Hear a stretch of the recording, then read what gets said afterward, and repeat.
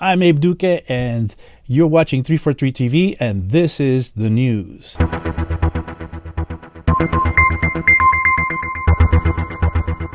Today in the news, we have a few really interesting subjects that I want to discuss. Let's look at what we have here. So, starting with Tom Oberheim. Tom Oberheim, creator of Oberheim synthesizers. Fat synthesizer. When you think about Oberheim, you think fat, you think thick. These, if you remember, I don't know how if you guys ever listen to like classic rock. At this point, I guess it's classic rock. Which Van Halen had this one track called "Jump," where you'd have this kind of keyboard riff that I think everybody's heard one somewhere or another. But that sort of synth sound, that fat chord synth sound, came from an Oberheim synthesizer.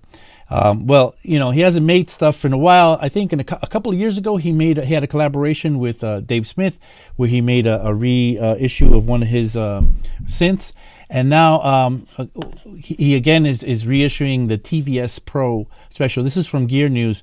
Let's see. The special edition reclaims the Oberheim badge logo, which they haven't had for a while, which was seen last in the Matrix 1000. I used to have a Matrix 1000 synth from 1987, shortly before they were purchased by Gibson. Gibson returned the name to Tom in 2019.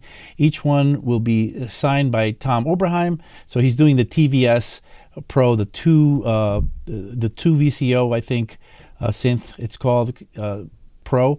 Again, and he's making a special edition of this with signed copies. They are open for producers, and I imagine your best bet is to get in touch with Oberheim somehow. So there was a previous TVS release in 2016, but this one didn't come signed. So have a look at the TVS. It's a very sought after Oberheim machine, and it's back out once again. All right, let's move on to the next subject in the news. Let me just check the chat, see what's going on real quick. When I think Oberheim, I think Stranger Things. Yes, definitely. When you think Oberheim, you definitely think Stranger Things. Very fat, very thick sound. I mean, it's probably the fattest, thickest sounding synth sounds that you're going to get. Let's see. Now, Simple Sam says, but don't even know if they were using those sounds. Could also just be the logo that makes the association.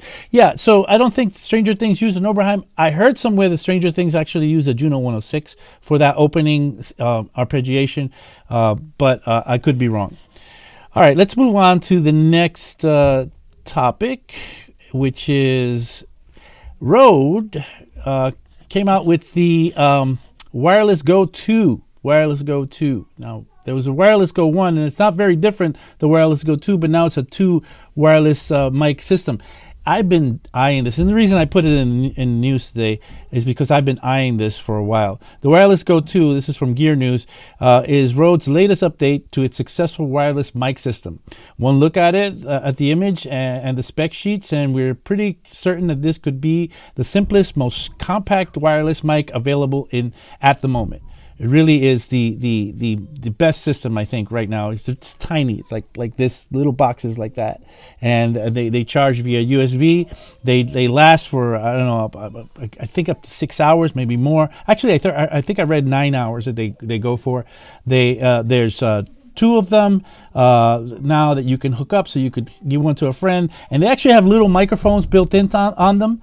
They actually have, so you could just clip them on, and you don't need a lav mic like I have today. Today I'm using a lav mic. You see no mic in front of me. But in tests, the little mic it has built in is not the best.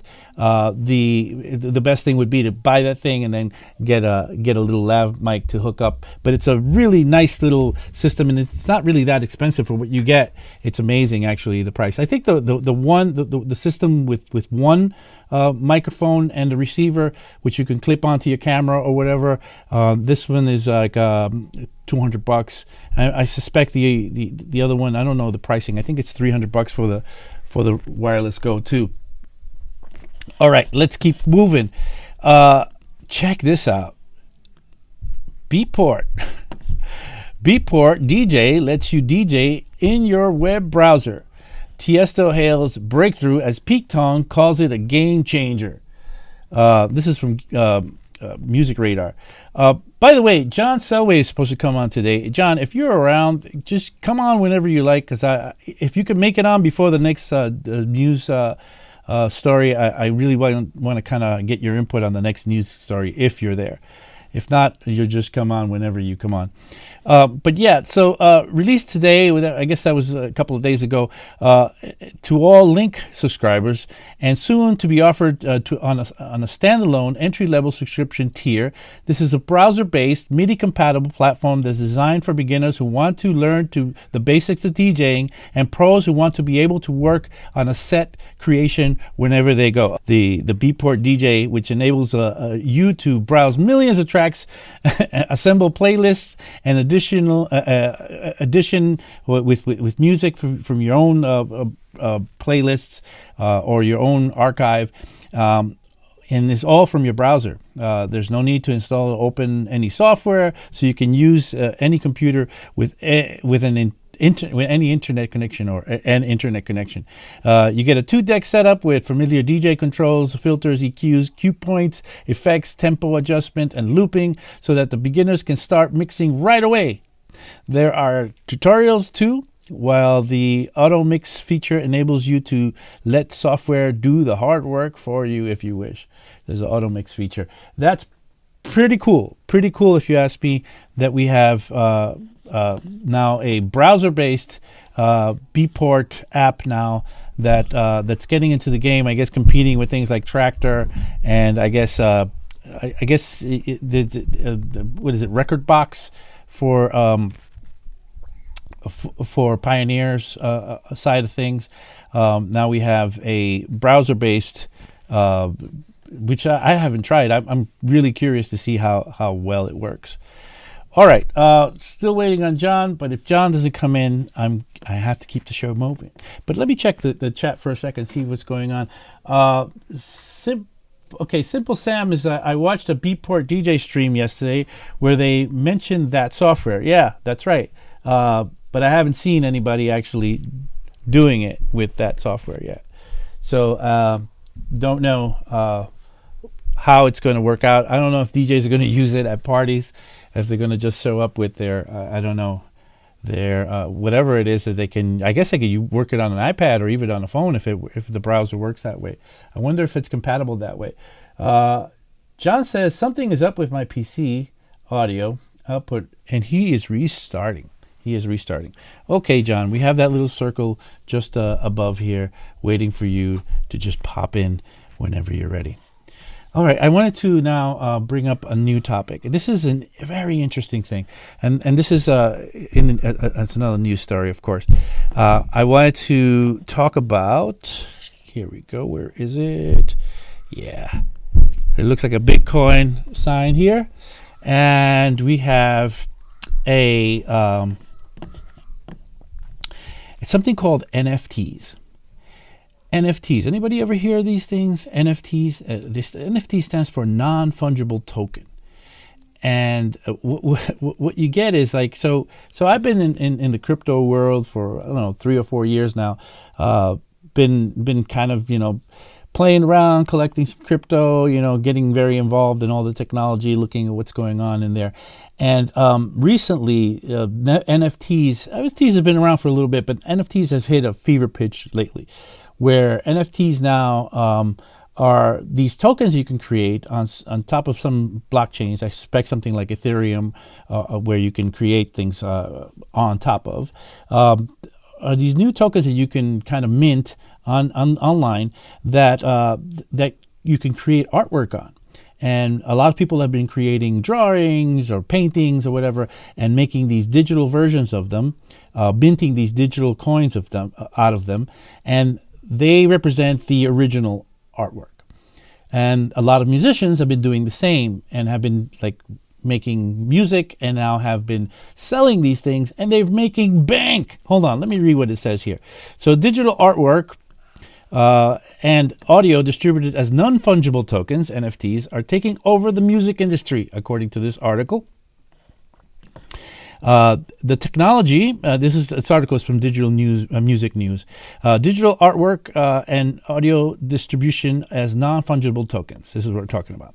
The technology is still in its nascent stages, so it's in its infancy of experimental use cases, but the technology could change how music is monetized in the future. Let's look at how some artists embrace music NFTs to change. Oh, here we go. John is here and he's back. What's up, babe? Have you created an NFT yet? I was actually thinking about it just to see how it all works. I mean, Steve Aoki is about to, or has already auctioned off an NFT recently. There's a lot of let's see, there's a lot of people. Linkin Park's Mike Shinoda sold a digital piece of art for $30,000 via NFT. He explained why he embraced the technology on Twitter, even if, in quote, even if I uploaded the full version of the contained song to DSP worldwide, which I can still do, I would never even get close to 10K after the fees by DSP, label, marketing, etc. I'm curious as to if this is really going to take, and if this is going to be something that people will be like, yes, I will buy this token and I will have what represents to be the original version of this track. So the next track you make, John, could be on an NFT version out there, which you don't have to like give to one person. You could actually break up the token into a number of tokens, which represent all a bit of the, sorry for the pun, but a bit of the art, kind of broken up into like shares of the art, and where you could be a part owner of let's say John Salway's new album, where you know hey, that's where we are right now. Anyway, so that's the thing with NFTs. NFTs are new and exclusive way to prove ownership of an artist's official merch, where the artist continues to earn residual sales each time the artwork or music changes hands, but you kind of have the original. It's like, I guess you have the original Mona Lisa, but other people can look at high quality pictures of the Mona Lisa and own it, and maybe even make a print and put it up on their wall. But you have the original of it. I don't know. Let's see if this sticks. It's an interesting thing. It's a very interesting thing to think about or talk about, the NFTs. Non-fungible tokens. Non-fungible tokens. That's what it stands for. And that was the news. Thanks for watching. And don't forget, 343 TV goes live every day right here on our YouTube channel.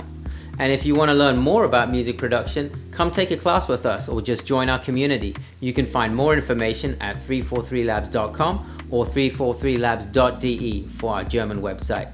See you next time.